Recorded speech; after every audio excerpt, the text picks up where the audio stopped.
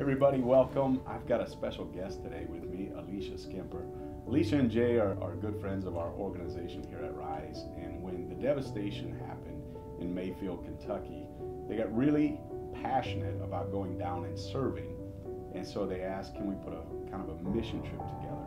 So we did, but instead of just doing it on our own, there's an organization called 8 Days of Hope that we wanted to partner with.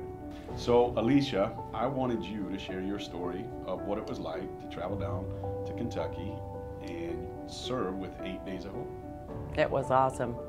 We got down there and you guys had gone a day ahead of us, so you had to bring the chainsaws and everything down there, and that was, you had me crying when you were telling me the story about how they were so overwhelmed of what they received, and we are so proud of this community for stepping up. I wish you all could have seen the action that went on of the reception, that they were so overwhelmed of what they were presented with. So thank you to the community and to Walt at KIWA for stepping up and making this happen.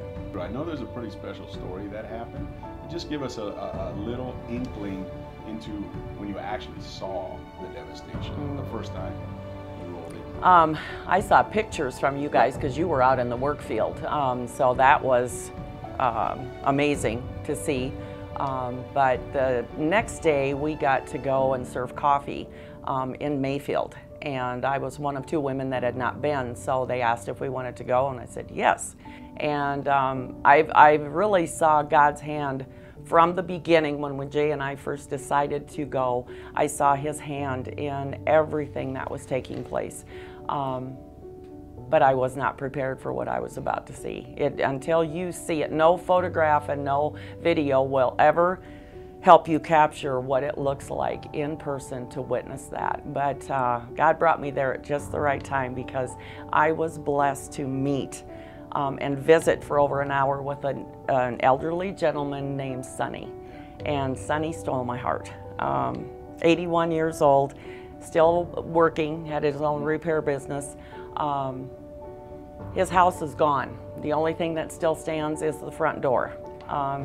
There's a little blue plastic chair in the corner of on the foundation, and Sonny told us the story about how he had no basement to go into. So he said to God, if it's my time to go, I'm ready to go, but otherwise tell me where I'm supposed to go, how I'm supposed to protect myself. And there was his cupboards on one side of him and a washer and dryer on the other, and he wedged himself in that little blue plastic chair in between those cupboards and that washer and dryer, and he rode out that storm. And that 81-year-old man came out of that storm with a bruise and a little cut on his leg, and that was it.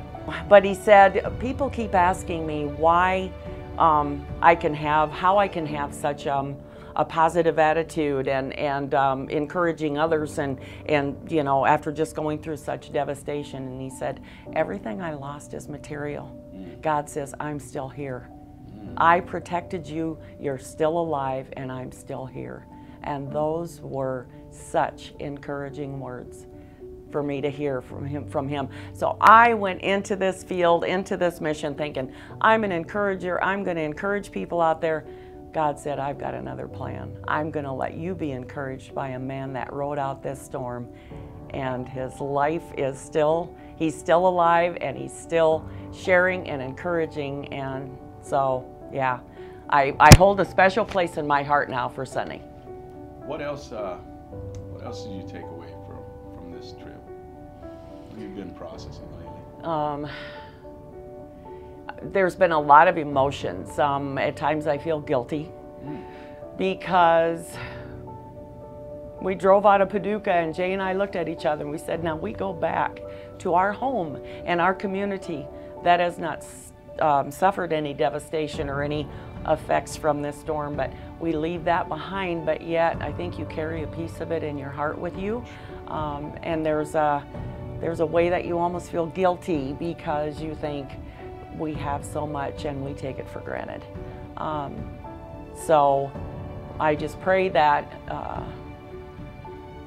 the crews that still show up for a long time to come, that they're a blessing to everybody that they're going there to help. And yeah, that sooner or later, and it's probably going to be a lot later, that that life can somehow return to normal. I know we were talking too about new hope. Right. That new hope is just showered over that area because they do need a lot of hope. Absolutely. And we just get to be a small part.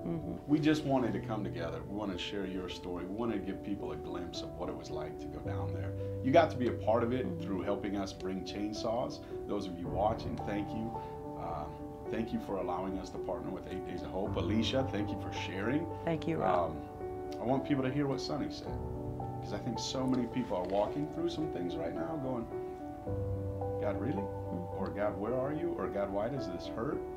And as you said, Sonny said, but God says, I'm right here.